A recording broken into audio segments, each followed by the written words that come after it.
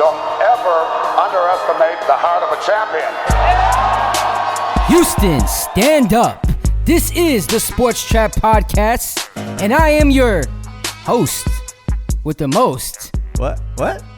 Christopher C-Rod Rodriguez. And to the left of me is my partner in crime, the one and only Quantum Physics on the ones and twos, bringing the most. With the host, with the most. And we're over here rapping and stuff. Here we go. Unfortunately, last minute, John wasn't able to make it. And as a villain, this just perfectly falls into the hand, especially since Chris set a trap. That's right. And, John fell for it. Fell for it. He's not going to be here tonight. And wow, it almost feels like it was meant to be, especially after the 49ers coming off a very lucky win last night. How you going to kick a man when he's not even here? He's down. Well, hey, this is what Chris wanted all along. This is what I wanted along. Chris wanted to take over the show. Take over the show. Sorry to tell you, John. He's been sending me some, cryptic texts behind my back. I'm just kidding. It was me that sliced your tires, brother. It happens sometimes. No. Sometimes there was just no way I was going to let you get on the air, John, and run your mouth for the next hour and 45 minutes about the 49ers winning a important divisional game, very exciting game at that. Oh man. Came down to the end as usual against one of the greatest rivals in the last decade. I would say, between the 49ers and the Seahawks. Yep. Not only winning the NFC West, but most importantly, clinching the number one spot in the NFC, home field advantage. Oh my God, you 49er fans must be super, super excited. Is this the year for them to finally take it back to the promised land? Ooh, I don't know, man. I tell you what, they're looking real good. I have my thoughts about that game. That it was probably a closer game than it should have been, but that could have been a playoff game right there. That was definitely a playoff game. Yeah. It was exciting. Beast mode was back in action. Marshawn Lynch with the touchdown, the leap touchdown with the just resting on his bicep. Then they started throwing Skittles to the field. Shit was gangster, man. I don't care what anybody says. Skittles for Kittles, dude. I don't care if you're a 49ers fan. You have to be just happy to see Marshawn Lynch back in football, period. I think, to me, he's one of the best standalone personalities to ever walk in the NFL. So that's awesome. He's such a lovable guy. Just a lovable guy. He's a big kid. They were saying, like, he's been out of football for 14 months, and his hiatus, he was actually taking acting classes, making commercials. Really? Yeah. He finally did I know he's been doing stuff here and there, which I didn't think he really needed. You see him on but I don't think it's like I don't think he's doing it because he feels like he needs to. I just think he has the time available now, and he's like, yo, and he's a great personality. I think people realize that, and so they say, hey man, I want you on, just our little segment or podcast or whatever. And then he's just been doing stuff here and there. And it's been great to just see him just be himself. And not have to follow, like, the guidelines of, like, the NFL. And, just the whole thing of how, like, he never wanted to say anything and talk to anybody. So I think the people that, like, didn't give him the chance to stick around and, like, figure out who he was definitely, like, probably like, man, who is this guy and why is he being like that? And he's being weird, or he's, and it's like, you ask anybody who ever played with him or was his friend, man, they say all the best things about him. Like, yeah, he's just like, he's a stand-up guy. He's actually really funny.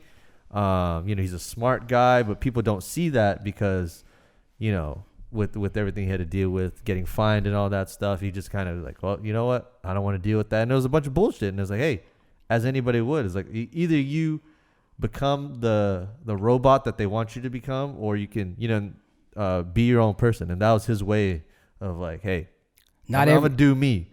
Not everybody can be Russell Wilson. Ooh, not everybody can play that role. I mean, at the end of it, it was super exciting to see him come back. And if this was a preview of what's to come in the playoffs, I'm super excited about the playoffs. I think the 2019-2020 playoffs is going to be epic, to say the least. And of course, we're going to get into some of these matchups, and of course, most importantly, the Houston Texans, they're in the playoffs. This could be our year too. Maybe it's the Houston Texans versus the San Francisco 49ers Super Bowl. We got some obstacles to we definitely got some obstacles to overcome.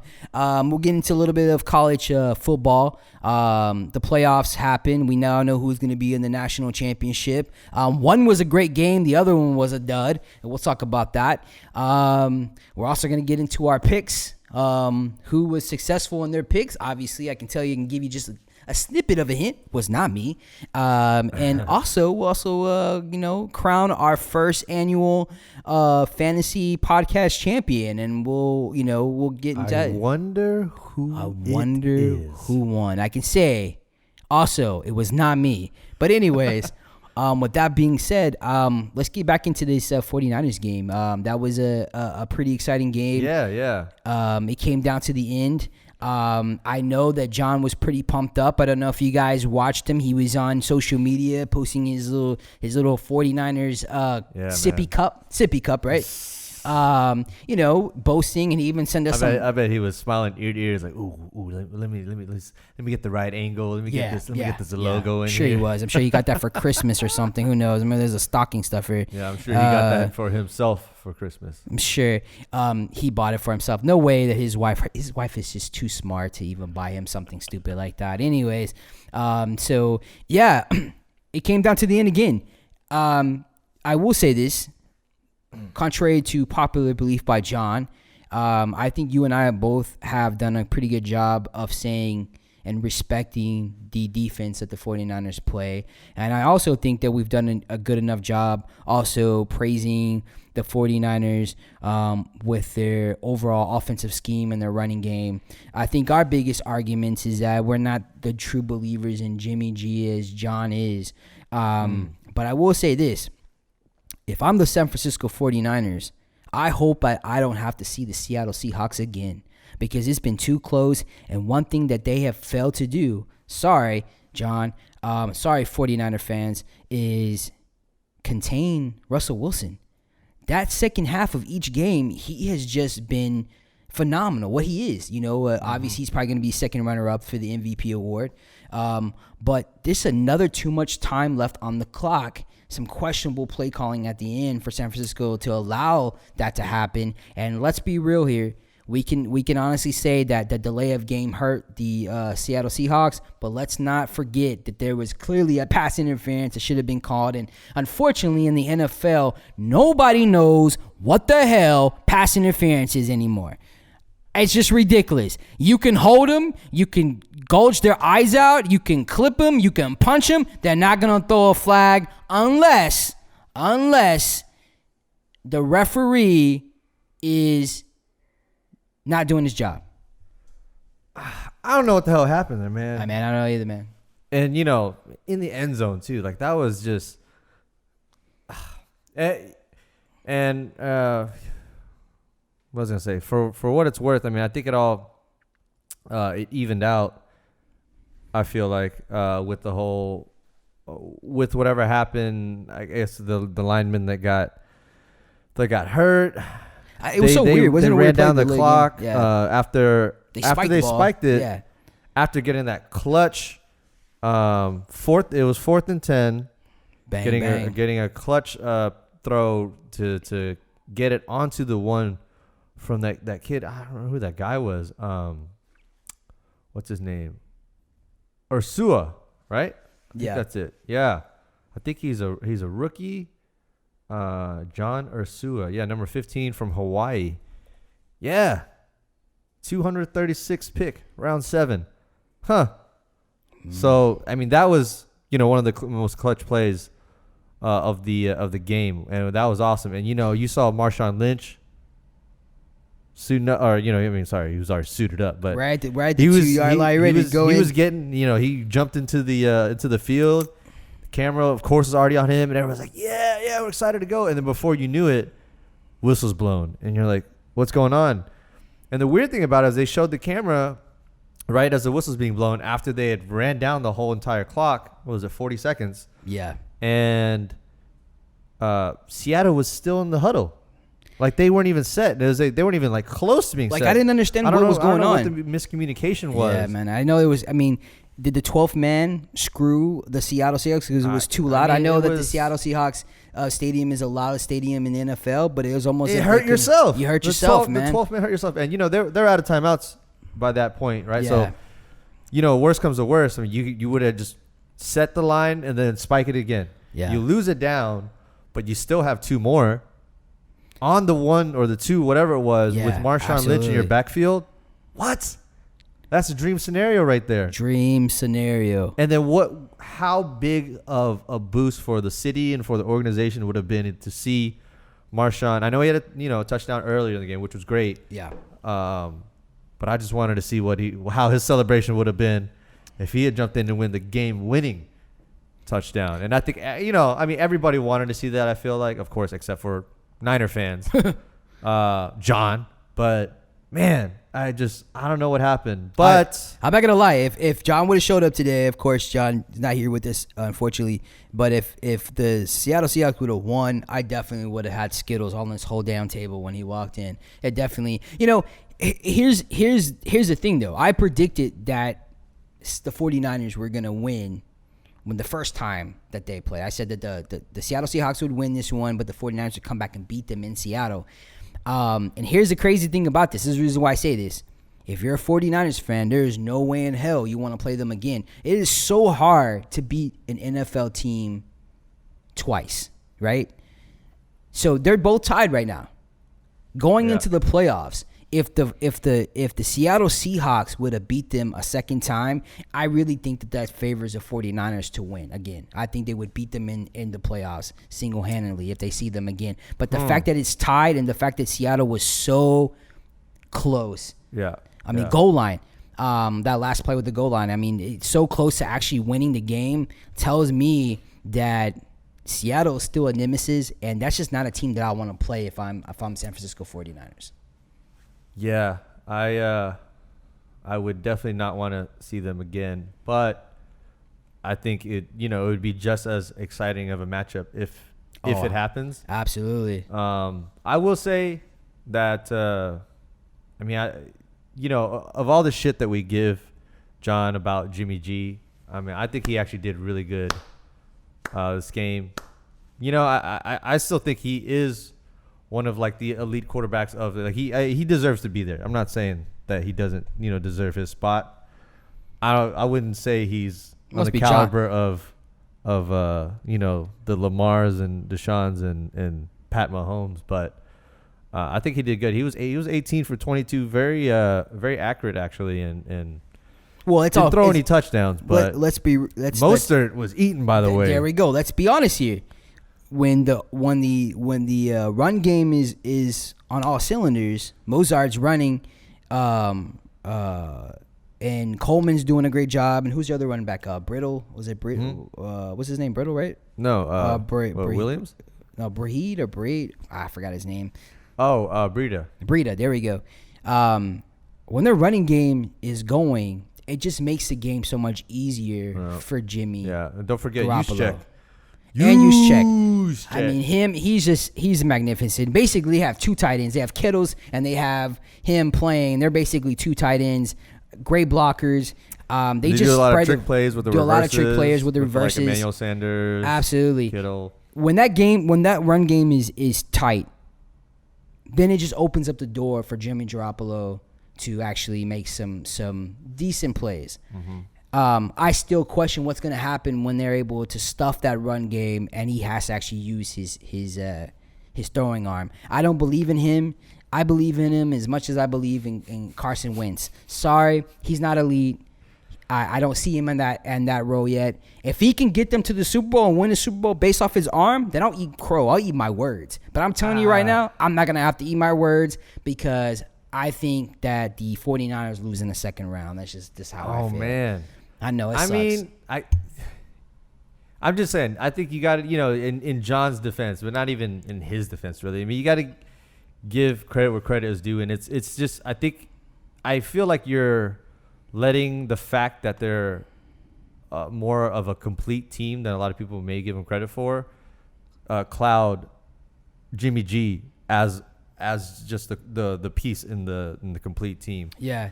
Well, I still think that, he has a huge part to play, of course. You know what I mean? He has to be the manager and to be that key player to do that. And I think he did a great job. So that's why I say that, I see him as elite for the moment. And if he could sustain that, and we'll see how he does in the playoffs, and to see if, that was pretty adverse, what they had to deal with. Yeah. Not even into the playoffs yet, in week 17, where they had I will say this, they had a super hard schedule towards the end. It was definitely gummy bears and butterflies in the beginning, but it got and Skittles. Skittles. Oh, and then Skittles at the end. The Skittles at the end. The Skittles. But I will say that to finish number 1 in the NFC, to me, which is a super talented division. When you can outbeat let's. So you don't believe that they're the actual number 1 team in the NFC? Listen, everything changes in the playoffs, but I will say this: they were able to beat the Saints in a shootout, and they were able to shut down Aaron Rodgers and the Green Bay Packers, and they were able to at least get 1 win out of Seattle. Right? Those are huge wins. Very, very. So I want to be on record here, John. So when you listen to this podcast and you watch it, hopefully you'll watch it. But the 49ers are legit. They are right now the favorite to go to the Super Bowl. I think the 2 favorites right now, the NFC to go to Super Bowl, is definitely going to be the New Orleans Saints and, of course, the 49ers. The dream match would probably be those 2 in the NFC Finals. Oh, man. That'd be epic. I think that I do believe, without a doubt, that 49ers defense is good enough to carry them to the Super Bowl. Bearing in any more injuries that's happened to them. But again, if it comes down to a shootout and I have to put the ball in the hands of who's going to carry that team, let's just say, best case scenario happens for all of us where it's the Saints versus the 49ers. There's no way there's no way I bet Drew Brees. No way I bet against him. Yeah. Especially over Jimmy Garoppolo, especially a second time. And I just believe that that this is maybe not the year for the 49ers, but I do see what they've put together. They could easily build a new dynasty. I'll give them props there. Now you sound like John.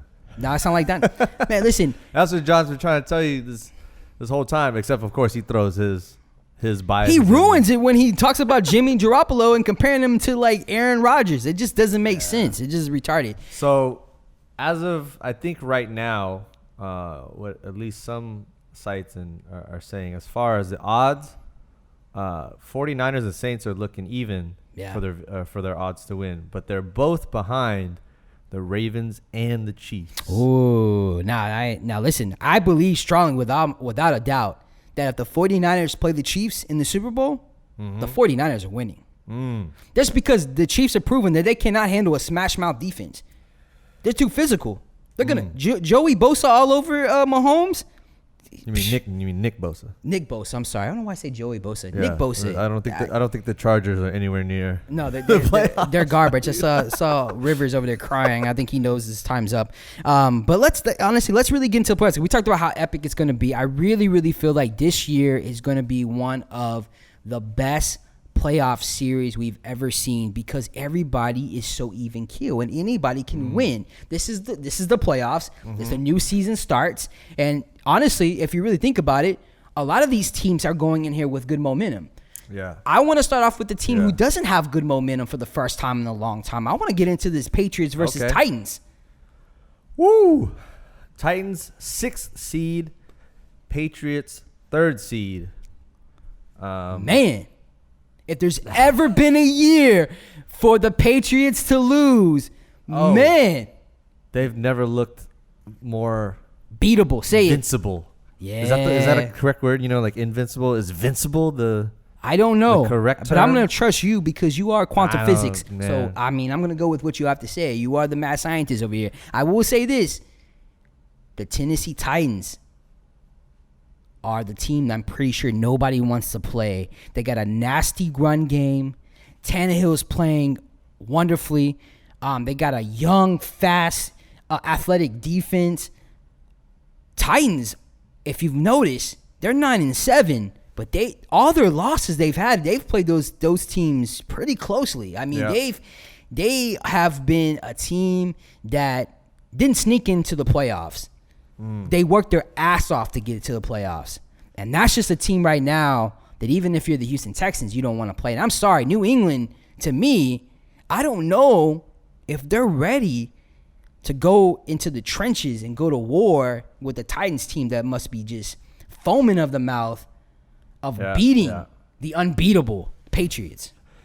Yeah, I know last episode when we did our pick sixes, I said I didn't believe in the the Patriots as of that moment, which I think I'm pretty sure I got that pick wrong because the Patriots ended up winning that game.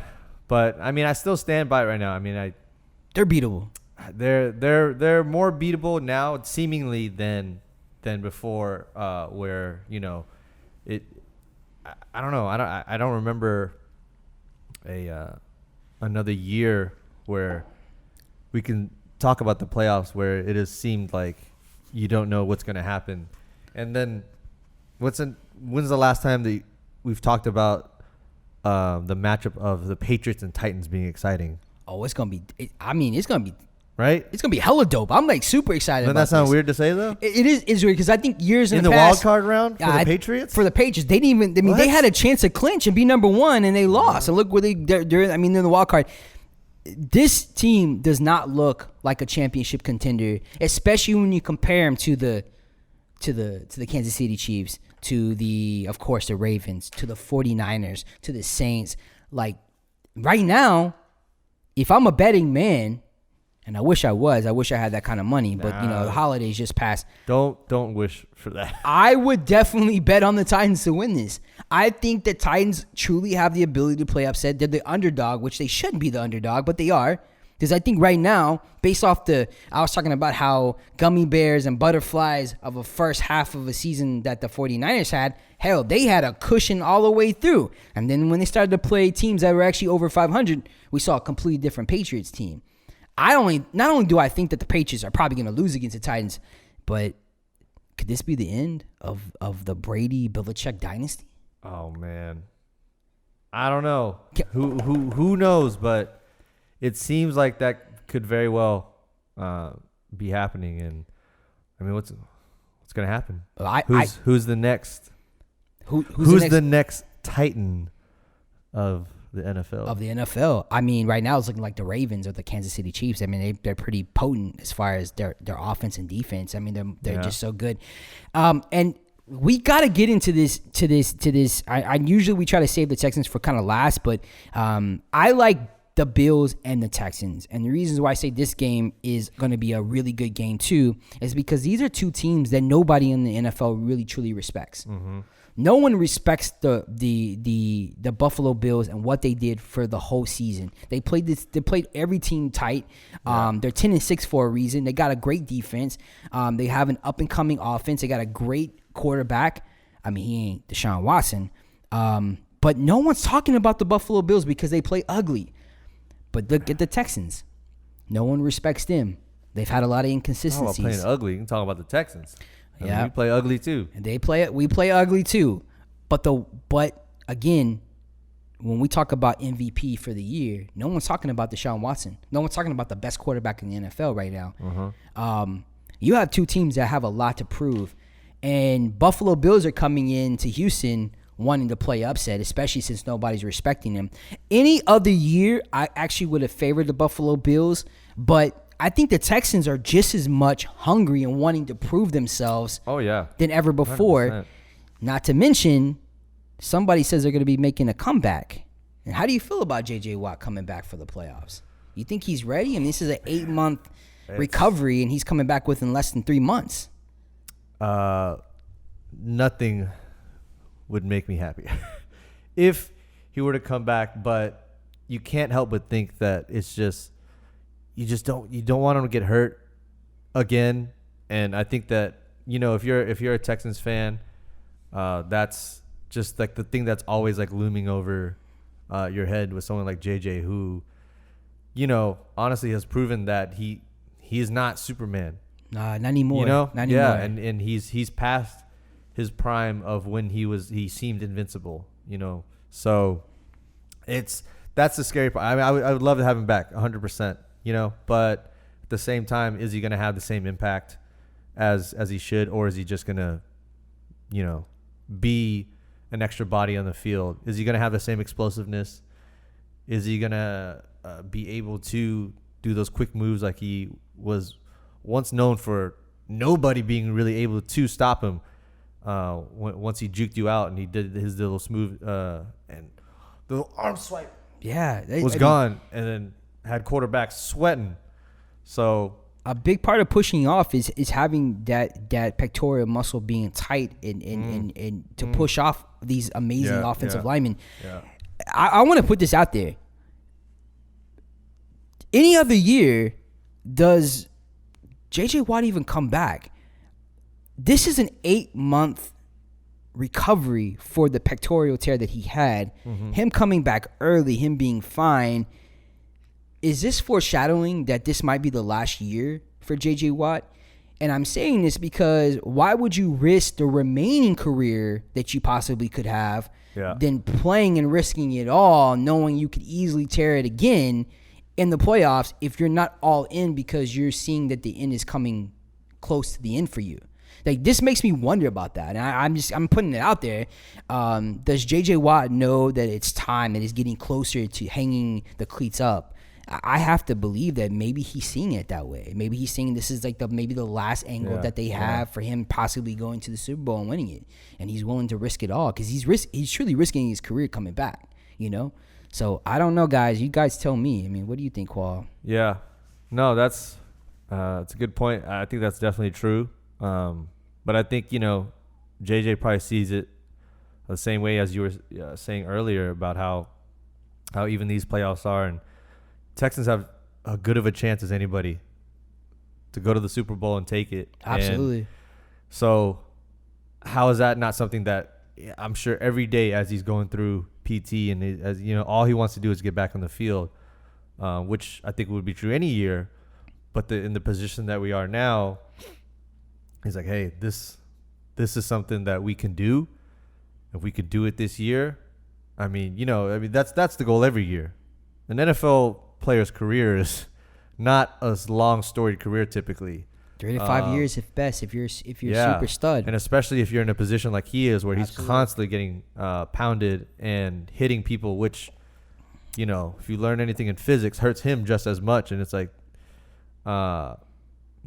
maybe he's thinking like that. Maybe he's thinking, I don't know how much longer I have, so I'm going to milk it out for whatever I can. And we're in a good spot right now. So I just hope he's not on the side of like not listening to his body and just like kind of like on the delusional side of things. If he's truly ready and if his body is truly getting to that 100%, I would love to have him. He looks super thin on the side of the field, thinner than I've normally seen him, and that kind of startled me a lot too. And I don't want to get into this because I don't want to have any bad energy, because if he does come back and he's successful, it's a win-win for all of us. We all love J.J. Watt. I mean, he's been the face of the Houston Texans forever. Yeah.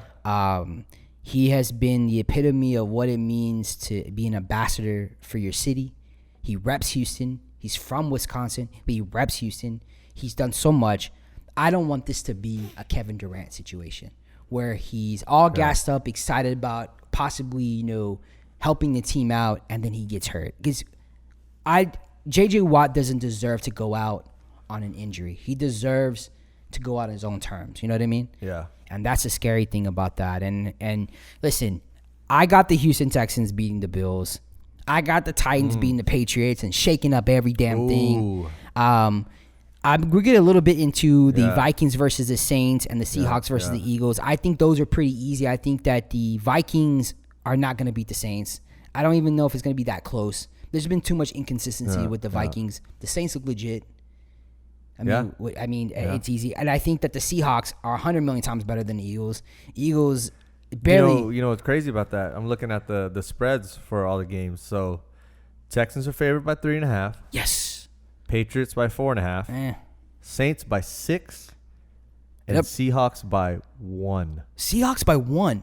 That to me is ridiculous. Yeah. So. Well, I guess you're favoring the Seahawks because the Seahawks are going to be at Philadelphia, that sucks. But listen, we can all agree that the Cowboys and the Eagles probably don't even deserve to be in the playoffs, period. But those two sorriest teams out of that sorriest division in all of NFL, one had to come. One had to win. And the Eagles found a way to beat the Giants, which seemed like it was a struggle in the beginning. Yeah. And, of course, the Cowboys had to win, right? Uh-huh. And the Cowboys not only won, but they beat the hell out of the Redskins. Yeah. And the only thing you could ask yourself is, like, where the fuck was this Cowboys team the whole year? We saw glimpses, and it just goes to show you why there needs to be a change over there. John thought that Garrett would be completely fired by the end of the game, obviously because of the win. He's probably not going to get fired until sometime in the middle of the week, right? I mean, what do you think? You think 8-8? They're looking more like the Texans than ever right now. Hey, it's like we swap places. That's a stacked team. That's super talented. I don't know what line, happened. man. Yeah. I can tell you what happened. And how many times have you said the same thing about the Texans? Oh, I've said it a lot. You know what I mean? I've said it a whole lot. We finished 8-8 right out of the playoffs. Hey, or getting knocked out in the first round. And then the coach doesn't get with fired. All the pieces. Yeah, because we did just good enough to make it. To make it there and then fuck it all up. Cowboy fans. My Cowboy fans. I know y'all love me so much. Let me ask you a question. Did you get your Christmas wish? Is Jerry Jones dead? Oh, God. The answer is absolutely no. He's still alive, and he still has not done what he needed to do, which is fire Garrett. And that tells me that there's a possibility he could come back. If he comes back, Cowboys fans, are you going to go ahead and decide to just like abandon the ship and come over to Houston where... No way. I mean, I'm just saying, because at this point, your owner does not care about winning with the talented team he has. It just makes me wonder, should you guys be doing what I've been asking for the Houston Texans fans here to do on Maine, and that's demand actual ownership take pride in their team and just not show up anymore. Like, don't even pay for those ridiculous tickets that you have to pay for that $1 billion stadium and those stupid. I mean, they're the only team in the NFL that has 2 blues on their uniform. It makes no sense. They have a royal blue. They have a navy blue. I mean, anyways, we'll get into. What is that? The Cowboys just frustrate me altogether. I like Dak Prescott. I'm a big fan of my boy Zeke. I think Zeke is one of the best running backs in the game. I've followed him in Ohio State. I just love the way he plays the game. Of course, I'm a Amari Cooper fan.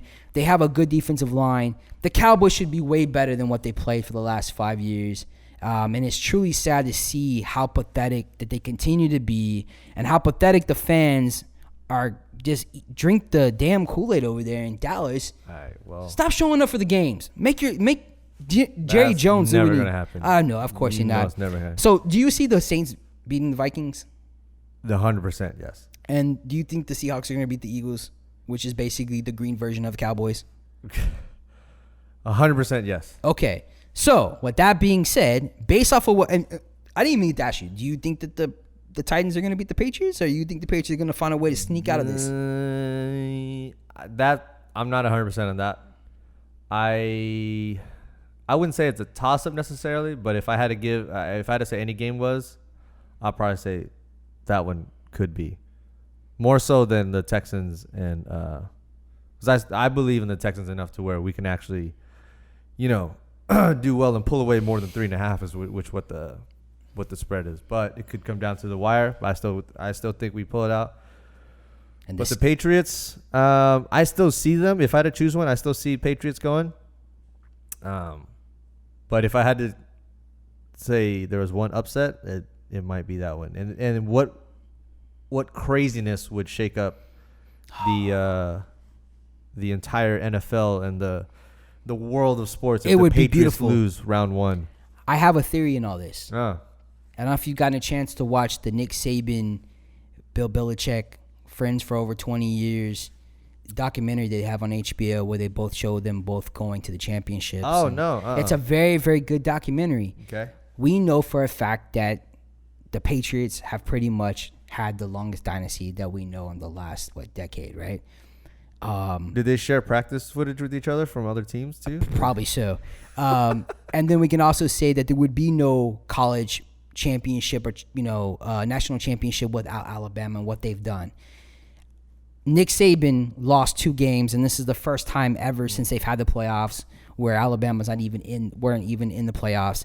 I really truly believe that Bill Belichick is about to face the same reality that Nick Saban faced, and I don't see the Patriots getting out by the Titans. What a crazy parallel! Wouldn't it be crazy?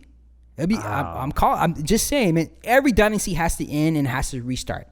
One thing's for sure: Nick Saban and Bill Belichick will always be the greatest coaches to ever coach, college and NFL. They have the ability to start it all over again. I just think that it's going to be a lot harder for Bill Belichick because he's not going to have another Brady. He's going to have to find a new Brady. And that's going to be the curious thing. I kind of actually want to see the Patriots start all over again because I want to see what Bill Belichick can do. Can this evil genius, minus all the recording and cheating, can he take the Patriots back to the promised land after a couple of years of not being the successful workhorse that they've been for all these years? And what a better way to start 2020 than not have the Patriots in the AFC finals, right? I don't know. It'd be exciting. I never thought I knew it would happen sometime, but you just think about how crazy it is, like when this started in the whole Brady Belichick era. I mean, that wasn't a decade ago. That was damn near 2 decades ago. Almost 2 decades ago. Yeah. So for the last 2 decades, the Patriots have never not been in the conversation. Not. So I don't think that they're at that point. They're obviously still an elite team. They're still there. They're not, they're not the Browns. They're not the Bengals. They're not the Redskins. Sorry, Freddie Kitchens. Shout out to speaking of coaches. How did he get fired before Garrett? Jesus. Somebody was praying to Jesus over in Cleveland. They got rid of Freddie Kitchens. I guess the heat was too hot in the kitchen, right? It's time for him to go. Hey, I didn't even see them winning 6 games, so Browns. I say it's pretty impressive. Listen, Browns. I don't know. They have a talented team. They should have been way more successful than that. I mean, obviously, they're just that team. Yeah, well, I'm saying with the way that they couldn't get it together. It's so disappointing. They still pulled out 6 games. I was like, well, that's something to build off of. And now they're like, well, shit. Here's the scary part about all this. If the Texans find a way to beat the Buffalo Bills, and we both agree that's probably going to happen. I think it's going to be a tight game, but I think Deshaun Watson is going to lead us to the promised land. Yeah. The chances are that the Texans will end up playing the Chiefs in the second round. And that would be in Kansas City, in the cold, probably snow. And then, of course, the Titans, if they can win, then they would actually play the Baltimore Ravens. Which all 4 of those games would be super exciting because although as superior and as good as the Baltimore Ravens are, Tennessee Titans give teams like the Baltimore Ravens a tough game. I do think that for me, it would be super exciting to see Deshaun Watson and Mahomes again go at each other.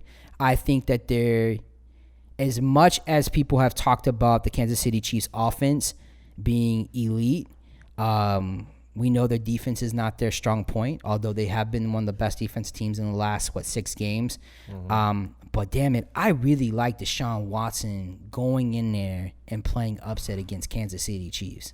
If Deshaun Watson, and we both agree he's the best quarterback in the NFL, if he can take us, if he can beat Kansas City Chiefs and we can get to the AFC championship game, then Houston, stand up, because we have an opportunity to go to the Super Bowl, closest than we've ever been in a long time. Not since the Oilers.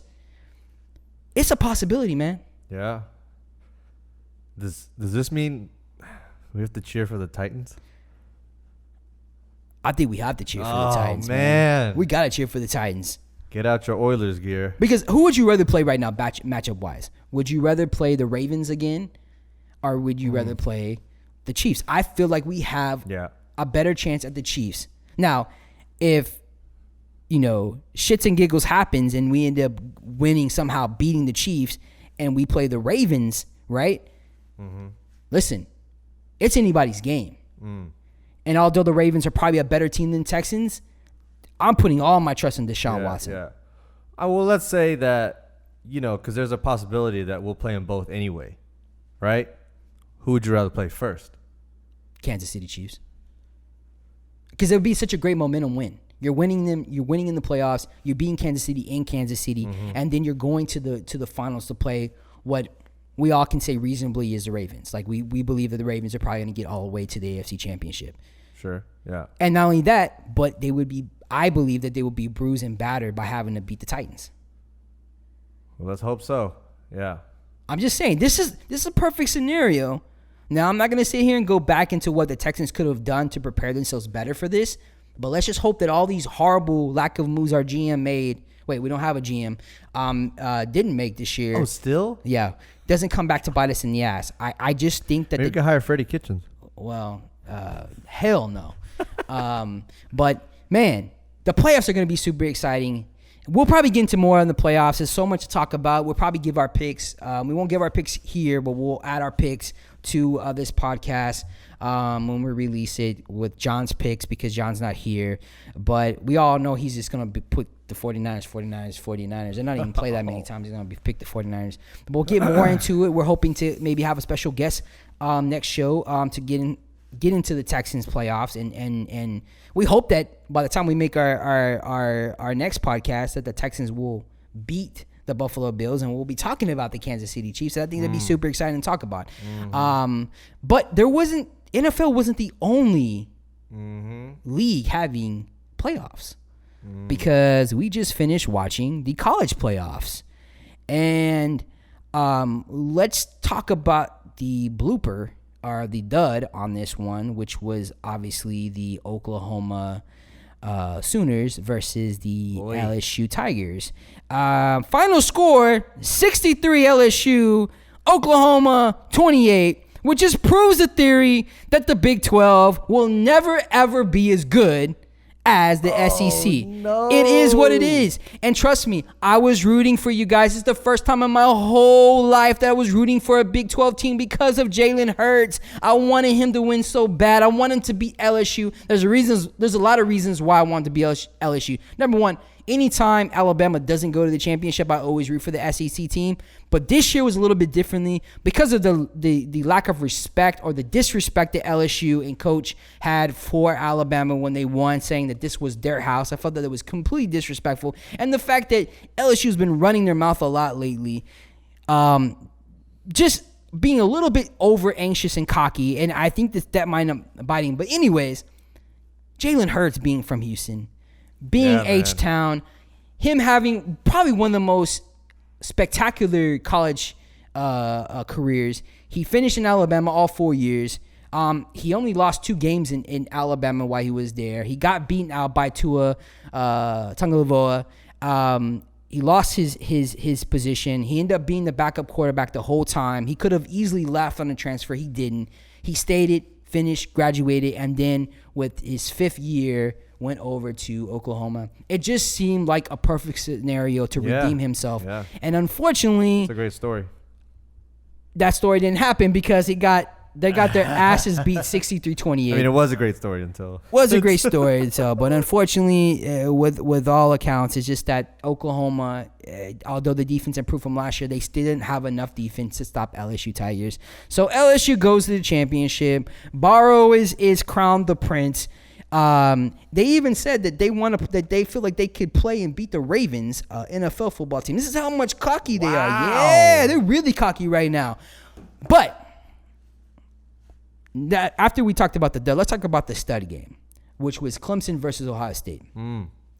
Both teams just equally matched. Both teams, it came down to one possession, and Debo Swinney and the Clemson Tigers are going back to the national championship And this is Dabo Swinney's chance to actually be the new dynasty in college football. It was a very, very close game. Props to Ohio State. They played really tough. But now we have the Tigers versus the Tigers. So who's a legit Tiger here? Oh, that's right. That's right, man. And, Tiger Bowl. And it looks like already LSU is up like, I think, 5.5 points on Clemson, which I think is just ridiculous. I think that Clemson has been the underdog all year. They went undefeated again. 2 years in a row they've gone undefeated, and no one's respected them. They have LSU as the favorite. The fact that Clemson's even there, and here's the thing. They said Clemson didn't play anybody. Well, they just played Ohio State, and they beat them. They beat them in a close matchup. That says something. That says a whole hell of a lot. And not only that, but Clemson has found a way to beat Alabama twice now in a national championship. So with that being said, I really don't know if Clemson should be the underdog here. I really feel like Clemson should be the team that is the favorite because they've been there, because they know what's at stake. I think all you're doing is juicing up Dabo Swinney and that Clemson Tigers to go on there and kick LSU's ass. Ooh. I mean, the only thing that LSU has in their favor is that they're playing where? Where are they playing for the national championship?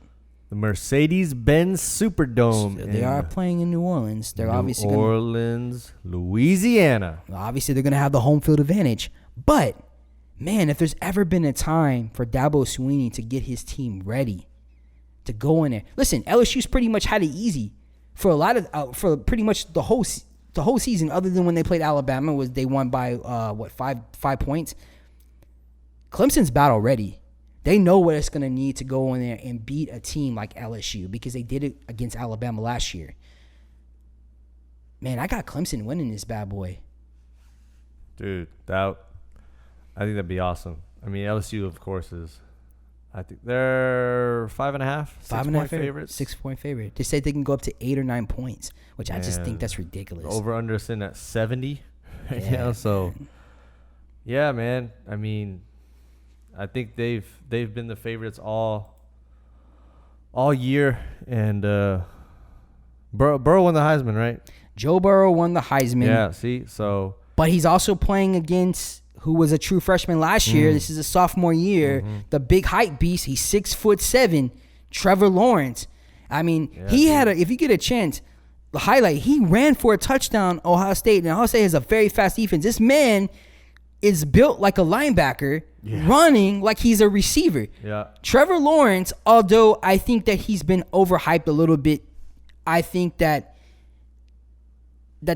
think there's still a lot to be said about Trevor Lawrence. But if there's ever been a time for the hype beast to finally play each other, Trevor Lawrence versus Joe Burrow, if I had put my money on who's going to win or who's going to be able to coach those two quarterbacks to a victory, man, I just like Dabo Swinney. I like what he does with the team. He's a extreme motivator.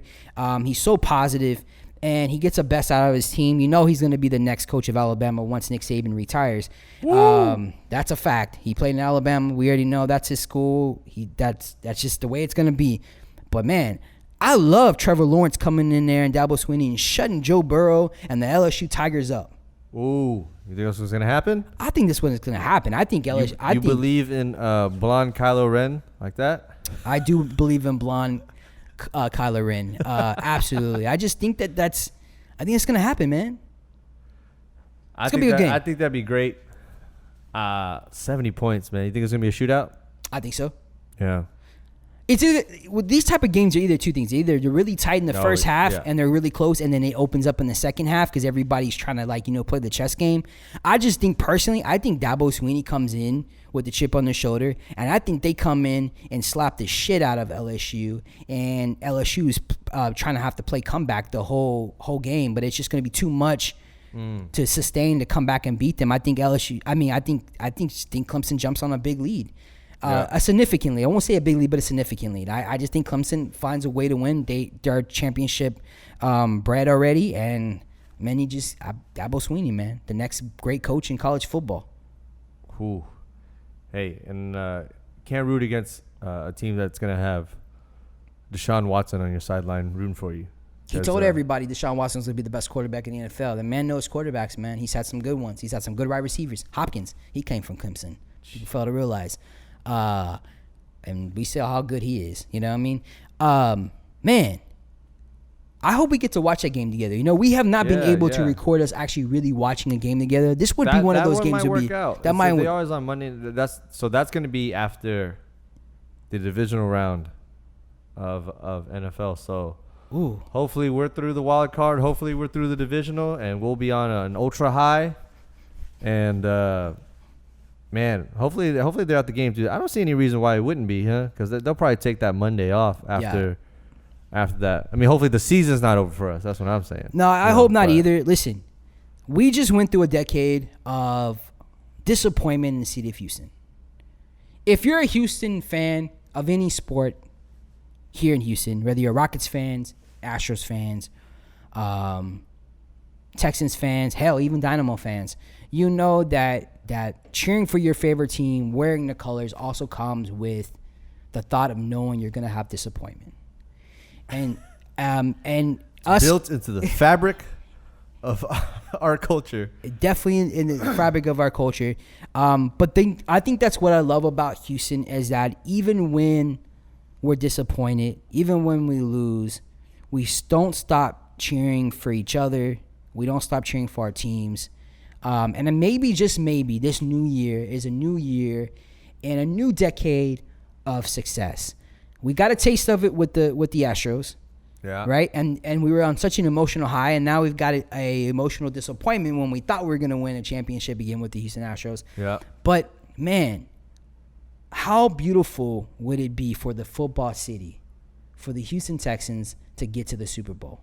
This would be a huge win for us as a city.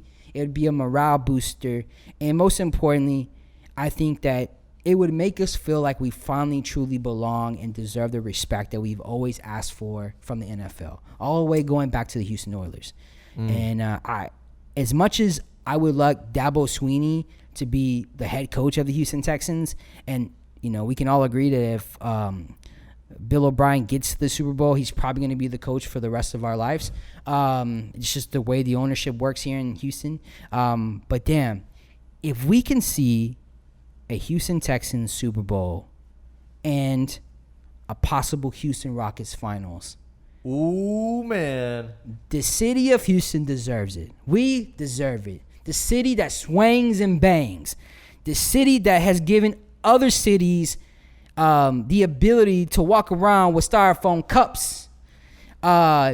We deserve a chance to finally taste another NBA championship and our first Super Bowl. Can the new decade, can 2020 bring this for us? Man, what a start to the decade that would be. I'm excited about that. And us talking about the Rockets. Listen, we won't get too much into the Rockets. They are in fourth place right now in the Western Conference. The Western Conference, yes. I think they're 22-11? 22-11. 22-11. Yes, sir. James Harden is still averaging close to 39 points. And Russell Westbrook has found his shot. Of course, Russell Westbrook, Clint Capella, and James Harden didn't play last night against the Pelicans. Mm-hmm. They lost. It is what it is. But we have a big game coming tomorrow. We play against the Denver Nuggets. This is a big showdown. Denver Nuggets right now are, I think, third place right now in the Western Conference. Second or third? What are they? The Denver Nuggets. They are second. They're second. So this is a huge win. 23-9, yeah. Because first place to fourth place, there's only like 2 or 3 games that separate. And we all know that the Western Conference is going to be a monster when we get towards the end of the year. So this is a big win. We got to win these games. We got to stay within that second and third place as far as that division goes. We do have a lot more Rockets talk to come in the future. I think it's important that we address some things, especially the lack of respect that James Harden continues to get. The fact that now Russell Westbrook is not even a darling or favorite of the NBA anymore ever since he came to Houston. It is what it is. If your name is not Steph Curry, LeBron James, or I almost threw up when you said that. Sorry guys, you know how I get when I talk about LeBron James. Or if you're, who's that guy? The White Harden? What's his name? Oh yeah, Mr. Luka. Yeah, if you're not those guys, no one's talking about you guys. No. Of course, those are the darlings of the NBA. Why James Harden continues to put up stupid ass numbers, but we'll get into that a little bit later on. But I want to talk about, since we're coming to an end of a year of our Sports Trapp podcast, I definitely want to shout out Khoa, because we had our first annual podcast fantasy football league. And Mr. Khoa represented the Sports Trapp podcast and came in first place and took the championship belt. We don't have the championship belt with us. It's on order. But I can tell you right now, when it does come in, we will definitely allow him. Marshawn Lynch. Look at the Marshawn Lynch in that, baby. For those who were wondering the final places and all this, broke homie Quan came in first place with a 9-4 record, scoring over 3,262 points. Chris Bravo, a good friend of ours, the Regulators, came in second place. He did pretty good, finished 8-5. My good friend Andre, the boys' number one fan, just like the Cowboys, did not win. Sorry, Andre. Of course, our good friend Esteban, he came in fourth place. Dirty Birds came in fifth place. Hector, shout out to my boy Hector, came in sixth place. Sorry, brother, at least you made the playoffs. I came in seventh place. Definitely one of the worst fantasy football years in my whole career. John came in way behind me at eighth. John's team sucked. I'm surprised he even finished eighth. And of course, my cousin Gary, F you. You know how I feel about you. You're the reason why I didn't make the playoffs.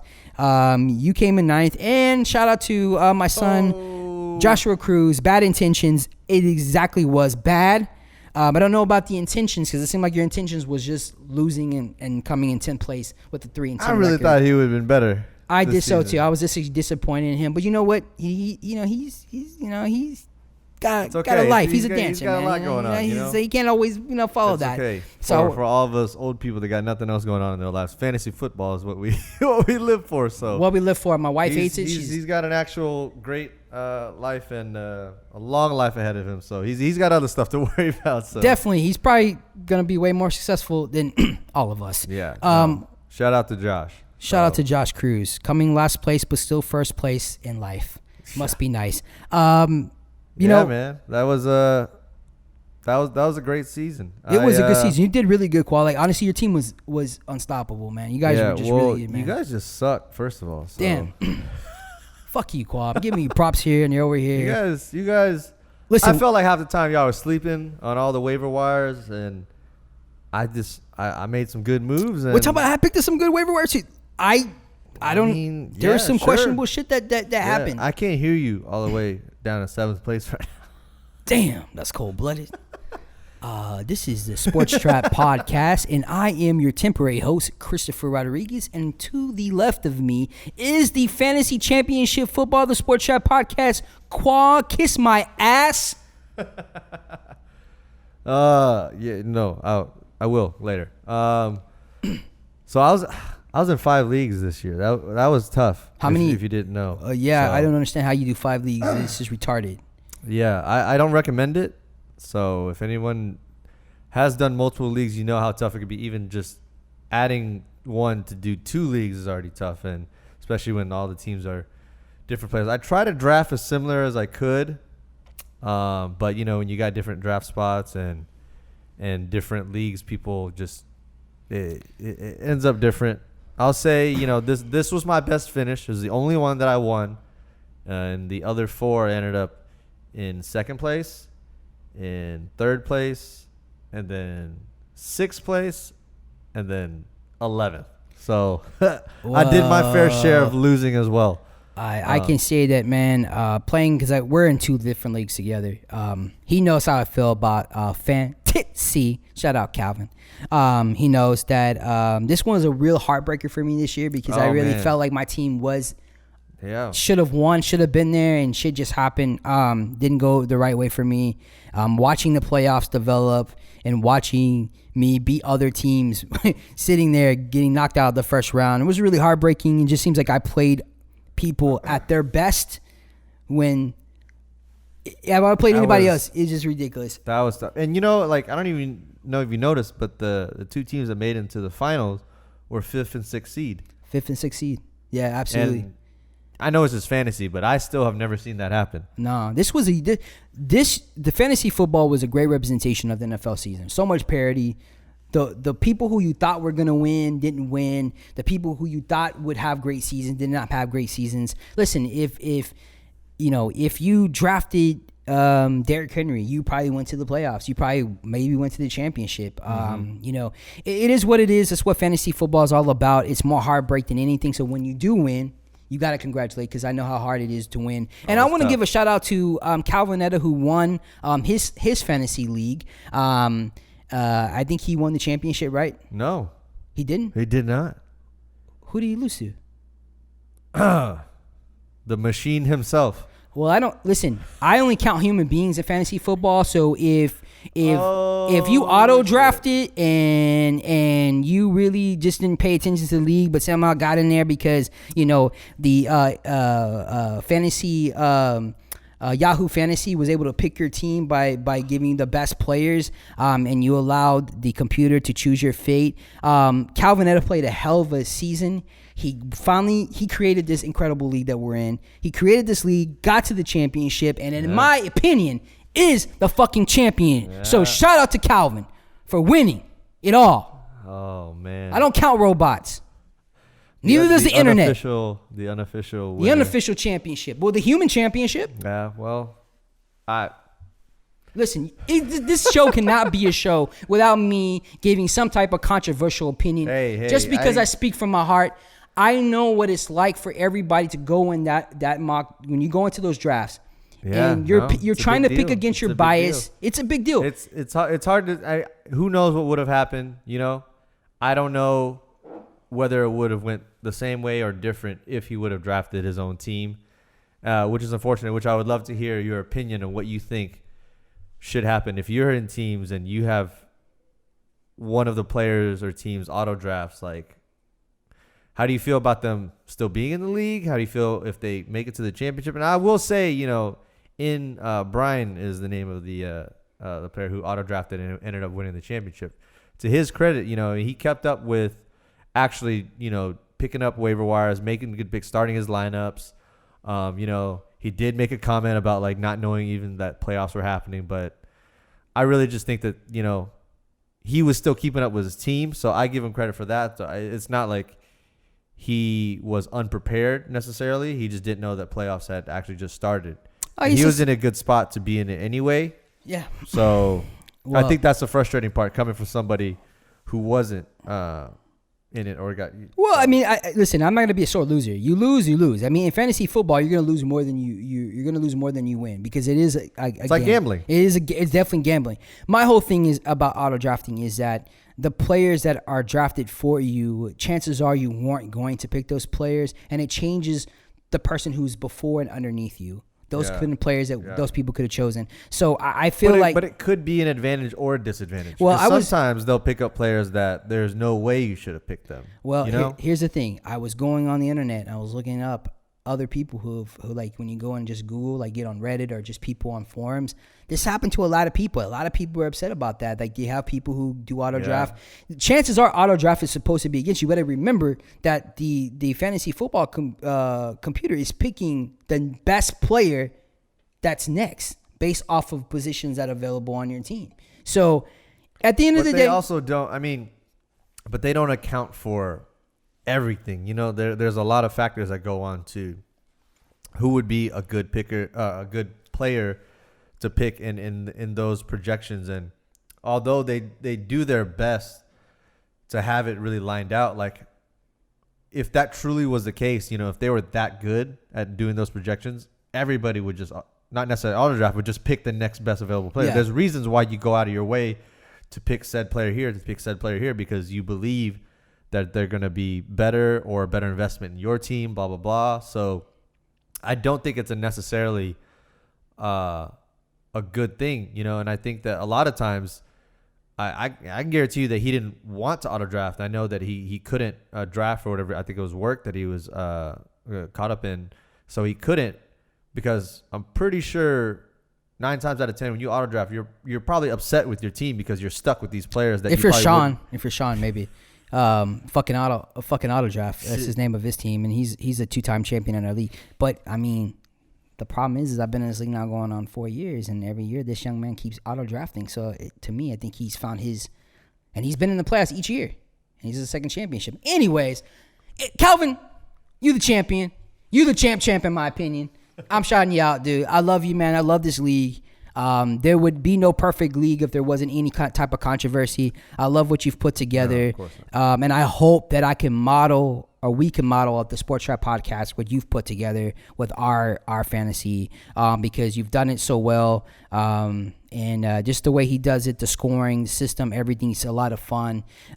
So shout out to that. It's been a great season. I'm really proud of you. I'm really happy that somebody from the Sports Trapp podcast won ours. Yeah.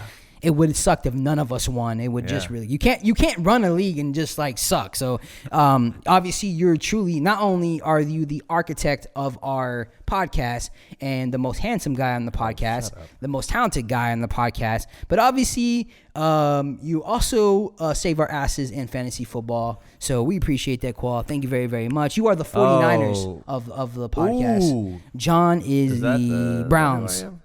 John is the Browns of the fantasy football team, just last place. I'm more like the Buffalo Bills, I guess, maybe.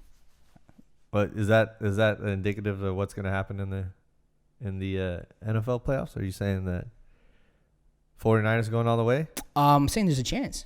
Oh, well, there's always a chance. But I like the chances of the New Orleans Saints to finally get back to the promised land.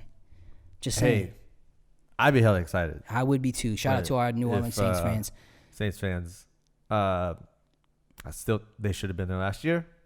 Should have been there last year. To say it, and that would have been a hell of a more exciting Super Bowl.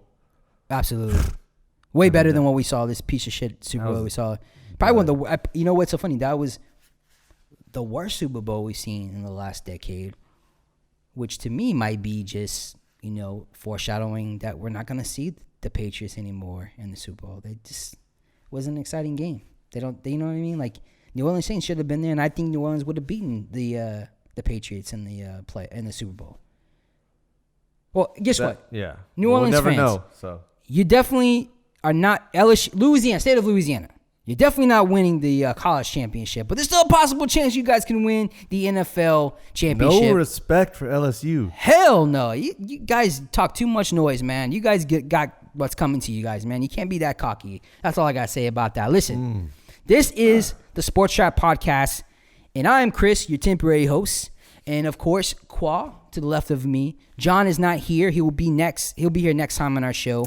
He'll be here next year. Next decade. next decade. And as we close our show, definitely, I had a very good Christmas, and I'm sure you had a very good Christmas from some of the nice pictures I saw. It was great, yeah. Just know that your Christmas gift is just around the corner whenever it comes in. And that, as we get ready for the new year, we definitely are going to bring more consistent shows. We're definitely going to have more guests. We're definitely going to take ourselves out the element, maybe record in places that we normally wouldn't record, and just definitely do have a lot more fun. Definitely do a lot more interaction with our fans out there.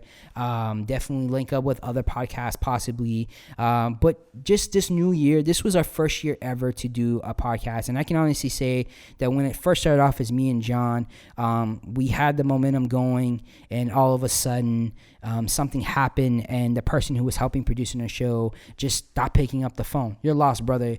Which, shout out to my wife when I was trying to figure out what we could do or find find somebody who can help us with this show, putting it all together.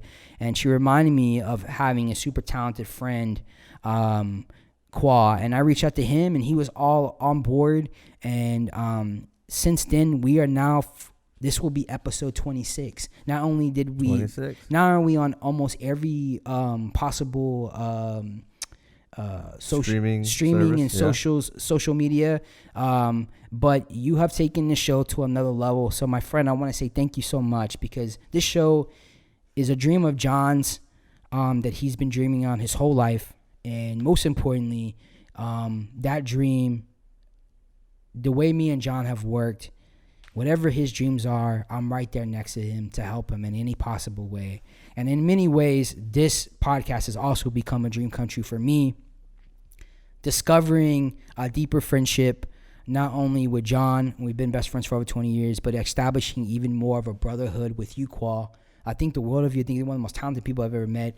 But you guys both have helped me get out of a really tough year last year, just dealing with a lot of depression. And this show kind of helped me center and focus me back on positive energy, even when I'm talking about the Dallas Cowboys. But And LeBron James, almost threw up earlier. But this show has done more for us as a unit and as a team than I could have ever possibly thought of. And I can only expect better from us. I think that we've done a lot better of trying to keep the shows within not 3 hours. And we hope to give you guys 45 minutes to an hour shows in the near future. We know that if you're listening to us all the way, or you're watching us all the way, listening to our ruckus, I just want to say from the bottom of my heart, thank you so much. That means so much to me, because sometimes I can't even watch the shows because I hate myself on camera. I hate the way I sound. But if you love me and if you're rooting for me, I appreciate that. Same for John Trapp, same for Khoa.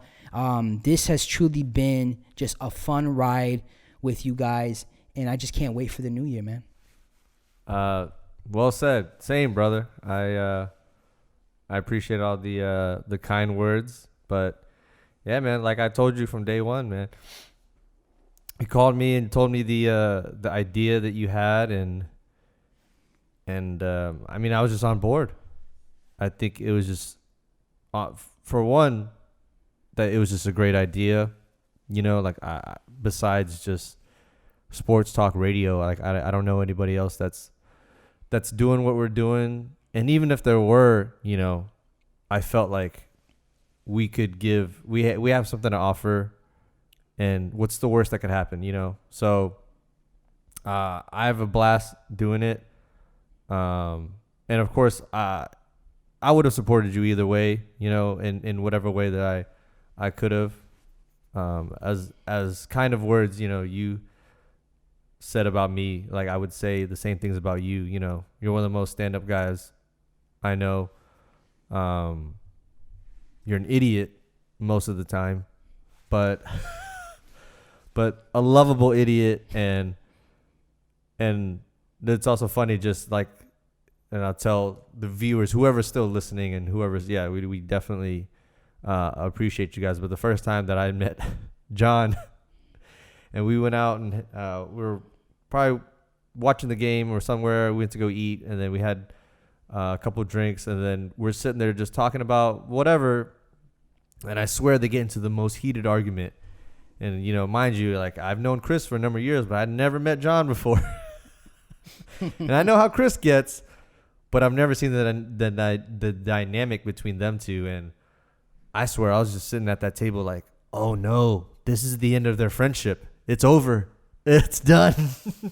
They were just getting into it. We're still out in public. Out in public, arguing, yelling, and fighting over steroids. Who uses steroids? Oh, that's right. And I was I remember what that is going on right now?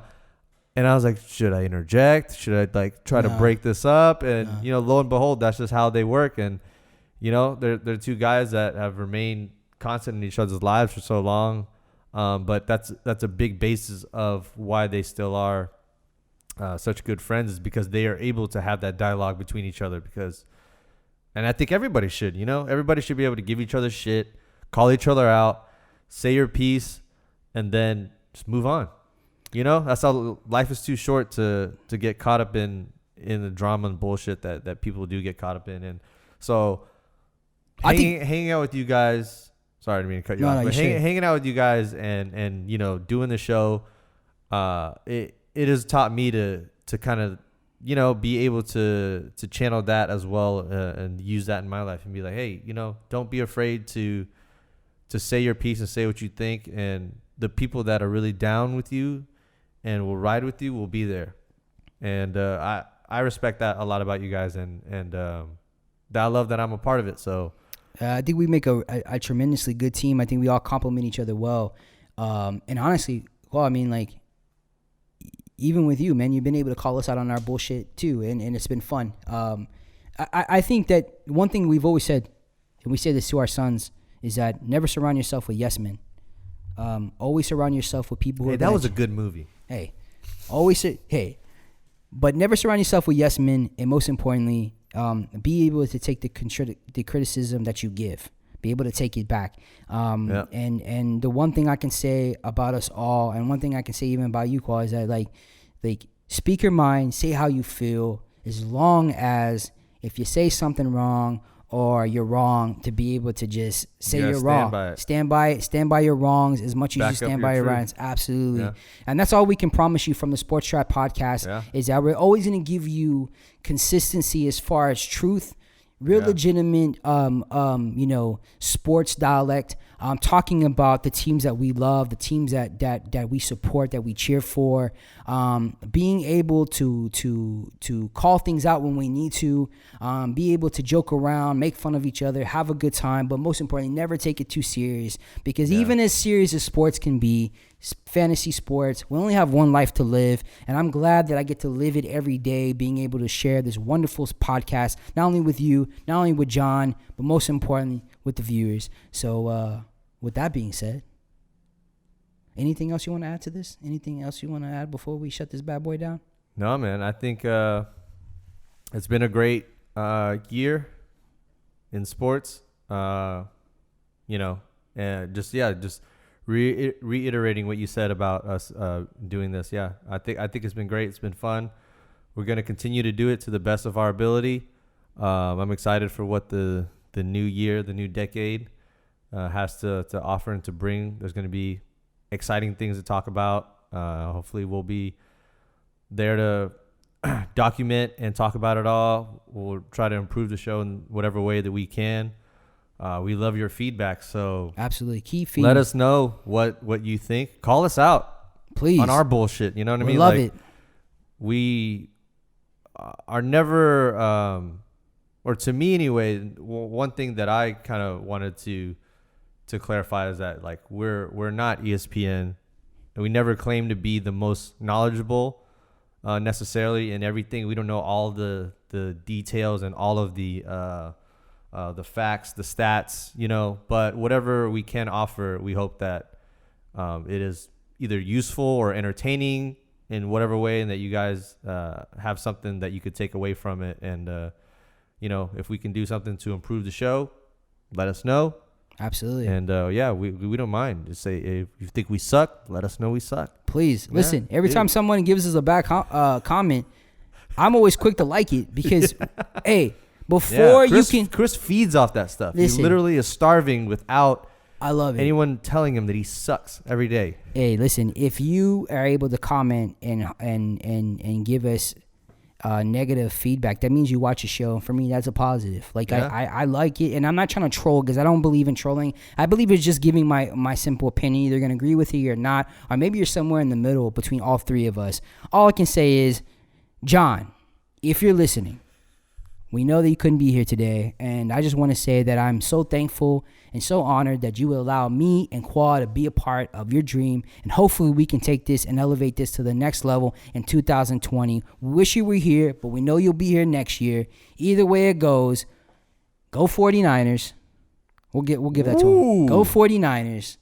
Niner Nation. If anything that I could give my brother in arms is I hope that the 49ers actually go to the Super Bowl and win the Super Bowl, so I don't have to hear his ass crying every year. That would make me super happy. All right, hold on. Real quick. I wanna call John and see if everything's okay. Yeah, let's call John right now. Yeah. We're gonna call John. Make sure he's all right. And then see if we can get a little shout out from him, Mr. Trapp himself. Hey, man, we try to FaceTime you, man. What's going on? This works. Listen, man. It all started when I was a little boy, and all I had was a dream. Damn. Speak your truth, son. Well, listen, man. Honestly, I'm speaking from the heart.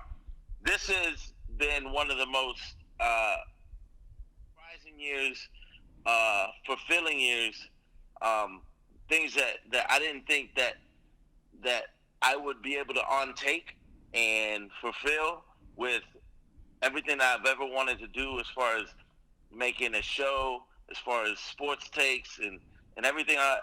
I think what goes into being a sports fan, and as far as Houston's concerned, I wanted to get a voice out. I want to get something from the heart that I didn't think as Houston in general is properly represented from, I guess, the millennial point of view, if you get what I'm saying. I know that Houston sports radio was very old. Okay, boomer. You feel me? Yeah, man.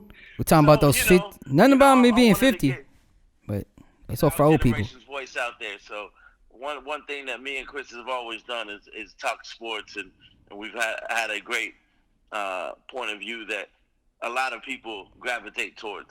So with that being said, I just want to say thank you to everybody that's taken along with us and walked with us through this journey. All your criticisms, all your help, your whether it's good or bad, your opinions, I take into consideration, and I just hope to carry this on and make Houston proud. At the end of the day, it's been a blessing, it's been a ride, and I only want to do bigger and better things for not just you, Khoa, and Chris, but for Houston in general, and put us on the map. I want to represent Houston in the best way possible, and see where this takes us, man. And wherever it goes, man, I couldn't be more blessed. Hey, John, can you do us a favor? What's up? Can you give us one more haha for 2019? This is the Sports Trapp Podcast, the best damn Sports Trapp Podcast, the best podcast. Houston, stand up. Thank you, John. Thank you so much, man. You want to sign us out as well? Nah. Hey, listen. Y'all saw San Francisco did they thing yesterday. Okay. I know. Hey, everybody. Hey, you're breaking up. Hey, he's breaking up. I can't understand. We can't hear you. Hey, no, I got to shout out Houston, Texas for making the playoffs. Let me ask you one thing. I just want y'all's opinion real quick. What's a successful season for the Houston Texans? We're about to find out. What can we say that's going to keep Bill O'Brien's job definitively as not only the head coach, but as the GM going forward? I just want one take, real quick. If Deshaun Watson can take us to the AFC Championship, and there's a possibility, John, I like to think that Bill O'Brien's going to have his job for another 2 or 3 years. There you go. That's all I wanted to hear. Khoa, what is a successful season? Is it Super Bowl or bust, or AFC Championship, or maybe just a one and done? Or this is already successful in your opinion? Oh, man. Of course, I want Super Bowl or bust, but I mean, the fact that he's still here. I mean, if we make it to the at least or even divisional and then AFC Championship, yeah, I don't see him going anywhere because no. See, this is where I think you're misunderstanding me, Khoa, as our resident Texans fan. Oh God. Sounds like a 49er cocky shit right there. What would definitively make you want to keep Bill O'Brien? Make me want to keep Bill O'Brien. Yeah. Oh, I see. On out for the next 2 or 3 years. Chris already said he wants them for the next 2 or 3 years. Say if they go to the AFC Championship. I see. What say you, Khoa? Yeah, there's got to be at least AFC Championship. I mean, we're too good of a team right now. And we got to go at least that far. I know there's a lot of great teams there, so it won't be as easy as Super Bowl or bust. Because I think that if we make it that far, we're still a damn hell of a good team, and we have a hell of a good shot. But if we don't make it all the way, but we can make it at least to the AFC Championship, I believe in them. Yeah, if you can't make it to the AFC Championship, then the question is, why should you come back as a coach? Because then that means you've peaked and you can't get any further than that, especially with you calling all the shots this year as general manager, ball boy, concession stand owner. You were all that, and you couldn't get us to the AFC Championship. That's all I'm saying. I mean, personally, I think the evil villain in me hopes that we lose in the first round, and then they go ahead and bring Dabo Swinney here as our coach. Well, I'm pretty much. I'm sure we can all agree that the Texans should beat the Bills, and I'm gonna go ahead and say that they are. But I don't see if the Texans can really do anything past either the Ravens or the Chiefs. With that being said, I do think that it's a successful season if we get one playoff win. One playoff win. I want Bill O'Brien back, and that's not what I was saying at the beginning of the season. But I also said the Rams were going to be in the Super Bowl, right? So I'll take my hey, John. I'll take my lumps. John, hey, man, what better? I think I said that too, so I can't even front. What better way to start the 2020 year than have the Houston Texans versus the San Francisco 49ers for the Super Bowl? My question to you, John, since you want to ask us all these questions, who you cheering for if that happens? Oh. You know what? Is the Super Bowl going to be in Houston? Because I remember in the World Series, I was cheering on the Astros in Houston. Well, I'm asking. It's not in the Houston this year. No. But if the Houston Texans play the San Francisco 49ers in the Super Bowl, who are you cheering for, John? I'm saying if the Super Bowl's here in Houston, I'm it's not here. It's in Miami, right? Yes. Oh, it's in. Well, it's always at a neutral site. Houston, you know this. I would be cheering for the Houston Texans. Wait. So if the Houston Texans are playing your beloved San Francisco 49ers, you will be rooting for the Houston Texans? If the Super Bowl was here in Houston. No. I would be cheering for the Houston Texans. No. It's not in Houston, and you know that. That's a stupid thing that you're saying, John. Right now, it's going to be in Miami. You don't want to answer. The Houston Texans versus the San Francisco 49ers. It's okay. Who are you cheering for? Playing the fifth. There you go. I'm not gonna. All right, Lay. Let's just hope that this dream scenario actually happens. Let's just hope that it does happen, and then we'll see where the true colors lie. I'm plead the fifth, as Khoa said, but dealing hypotheticals. When it comes to that, we'll see. But man, I honestly, that would be my dream Super Bowl. That would be my dream Super Bowl. I'm rooting for that to happen, Chris. John, That's all I can say right now. John, shut your ass up, man. Shut your ass up. You fake-ass Houston fan. Man, we gone, man. Hey. We love you, brother. We'll see you next year. Right. Sounds good. Y'all holla. Peace. Peace, right. Houston. I'm out. This is the Sports Trapp Podcast. I am Christopher Rodriguez. This is Khoa. This is episode 26, the final episode of 2019. And we just want to say thank you and have a wonderful New Year's. Peace. Yup.